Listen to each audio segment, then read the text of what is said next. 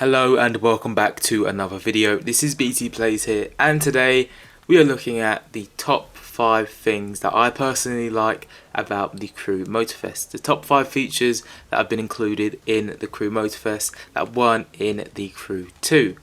But before we get into it, don't forget to like and subscribe if you are new, as it does help out the channel.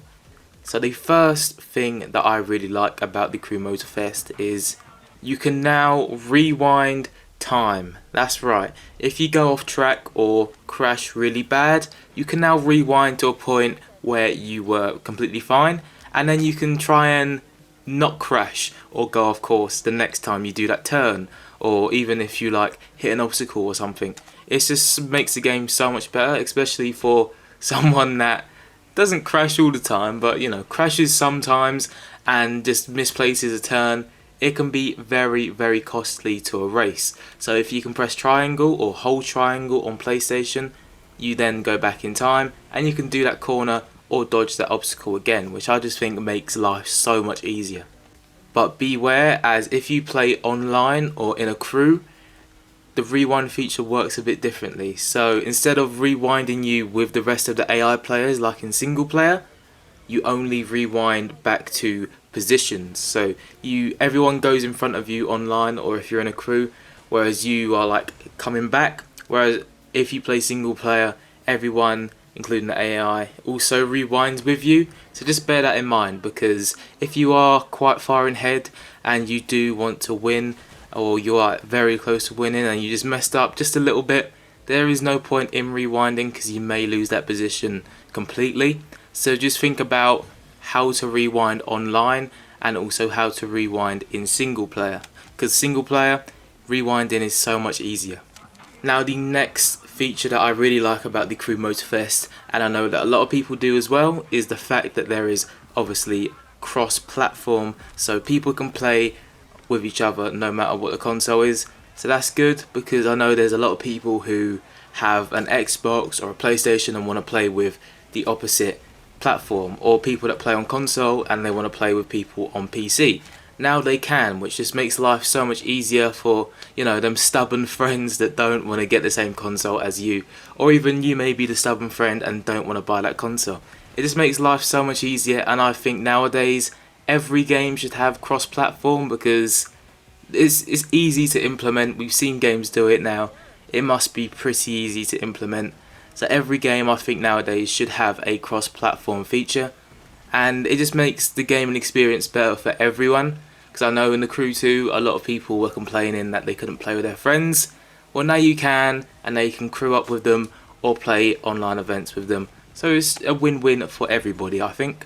The third thing that I really like about the Crew Motorfest is the online PvP. Yes, the Crew 2 online PvP was awful, and I thought it was going to carry over into the Crew Motorfest. I thought it was going to be bad, but not awful, but still bad. But I was completely wrong.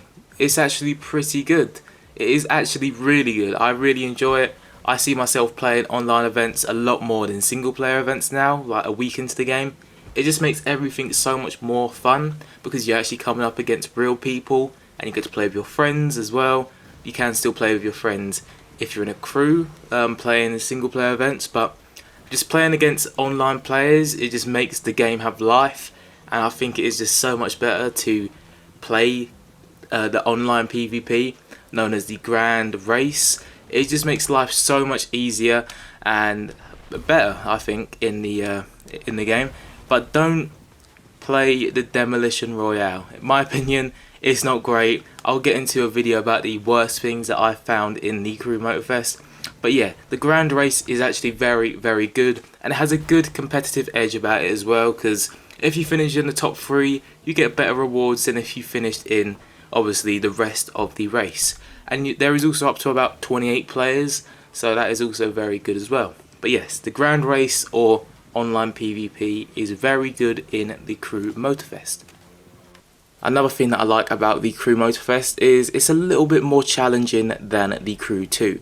This is because there is base 5 difficulty levels, so 1 being the lowest and 5 being the highest, and there's also things you can tweak as well. But let's talk about the 5 difficulty options. So on the Crew 2 we didn't have that, all we had was normal, hard and ace, whereas now we have 1 through to 5.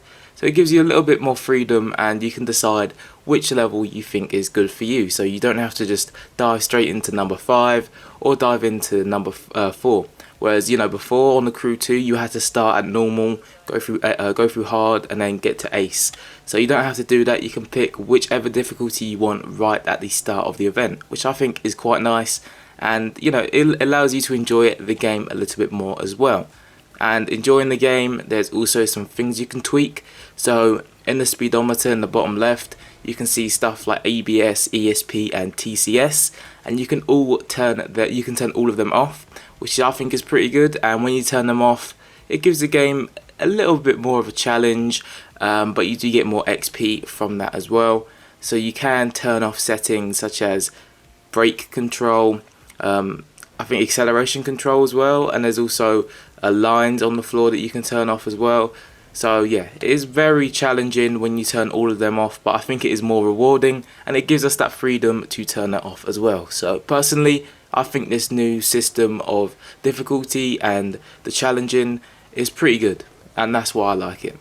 And the last thing that I like about the Crew Motorfest is the fact when you go into an event, when you go to a street racing event, hypercar event, Alpha GP event, you are not limited to just them vehicles.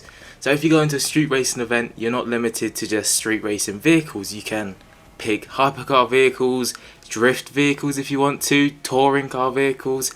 It just makes everything just, I think, so much better, because you have different events and you just have like a wide range of just different options. Especially for me as a content creator, I can, you know, test different vehicles out on loads of different tracks, which I had trouble on the Crew 2, because it just got very repetitive playing the same events over and over again for the exact same vehicles and set of vehicles. I found it very hard in the end to actually make hypercar vehicle content. So you know, now being able to like change categories is very good, I think, in my opinion. I don't know, I could be wrong, but I really like that, and that's one reason, well, one feature I like about the Crew Motorfest. But they are the top 5 features I like about the Crew Motorfest. There are many more, I could keep going on for days, but they're just my top 5. I do really enjoy this game. There are some features that I like and I don't like about this game, and I will definitely be bringing a video about the stuff I don't like about this game as well. But for now, these are my top 5 things I like about the game, and the top 5 best features as well. And if you did enjoy, and if you do have any features of your own, put them down in the comment section for me to see.